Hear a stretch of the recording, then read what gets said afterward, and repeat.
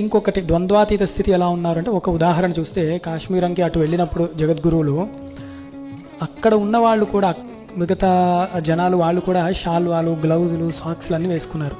సాధారణంగా ఏసీ పెంచితేనే మనకి కాళ్ళు చేతులు వణుకుతాయి. అలాంటి జగద్గురువులు ఇక్కడి వారు, దక్షిణ పదం నుంచి అటు ఉత్తర పదానికి వెళ్ళిన వారు, వీరికి ఎక్కువ అవసరం ఉంటుందేమో అనుకున్నారు అందరూ. కానీ వీరు ఇక్కడ ఎట్లా ఉండేవారో శృంగేరిలో అచ్చం అలాగే ఆ వస్త్రధారణతోనే ఉన్నారన్నమాట, ఆ షాటీలు కట్టుకొని.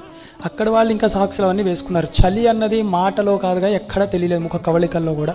అంటే వారు ఏదో ఓర్చుకున్నారని కాదు, దాన్ని బట్టి చూస్తే దేహాత్మ భ్రాంతి లేని ఒక జీవన్ముక్తుడి అవస్థ, ద్వంద్వాతీత స్థితి ఎలా ఉంటుందో జగద్గురువుని చూస్తే అది అందుకని అనమాట ఆచార్యులు అన్నది. వారిని చూస్తే తెలుస్తుంది మనకి, అట్లా ఉన్నారా అండి అంటే చూడండి తెలుస్తుంది. అంతటి వారు మన జగద్గురువులు అనమాట. వారి శిష్యులమని చెప్పుకోవడమే మనకి పెద్ద బిరుదు. ఎవరో అన్నారన్నమాట, ఏది గొప్ప బిరుదు మీకు, ఏది గొప్ప డిగ్రీ అంటే, జగద్గురువులు వీరు నా భక్తుడు, వీరు నా శిష్యుడు అంటే చాలా జన్మ తరించింది, అంతకంటే